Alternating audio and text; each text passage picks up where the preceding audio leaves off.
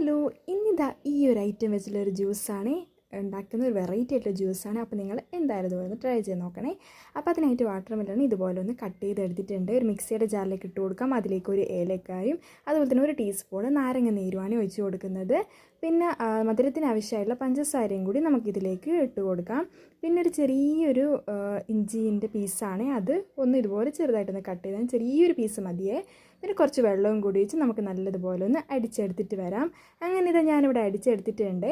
ഇനി നമുക്കിതൊരു അരിപ്പയിലൂടെ അരിച്ചെടുത്തിട്ട് ഒരു ഗ്ലാസ്സിലേക്ക് ഒഴിച്ച് കൊടുക്കാം. നല്ല അടിപൊളി ടേസ്റ്റായിട്ട് ചെറിയൊരു എരിവലായിട്ട് ഇപ്പോൾ ചെറിയൊരു പുളിപ്പും മധുരലായിട്ട് നല്ല അടിപൊളി ടേസ്റ്റ് ആയിട്ടുള്ള ഒരു ജ്യൂസാണ്. അപ്പോൾ നിങ്ങൾ എന്തായാലും ഈ ഒരു റെസിപ്പി ഒന്ന് ചെയ്ത് നോക്കണേ, നല്ല ടേസ്റ്റ് ഉണ്ടായിരുന്നു.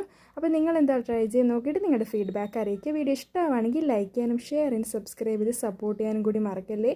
അപ്പോൾ നിങ്ങൾ എന്താണെന്ന് ട്രൈ ചെയ്ത് നോക്കുക. ഇതുപോലെ നല്ല റെസിപ്പീസിനായിട്ട് ഈ ചാനലൊന്ന് സബ്സ്ക്രൈബ് ചെയ്യാനും ഫോളോ ചെയ്യാനും മറക്കല്ലേ. താങ്ക്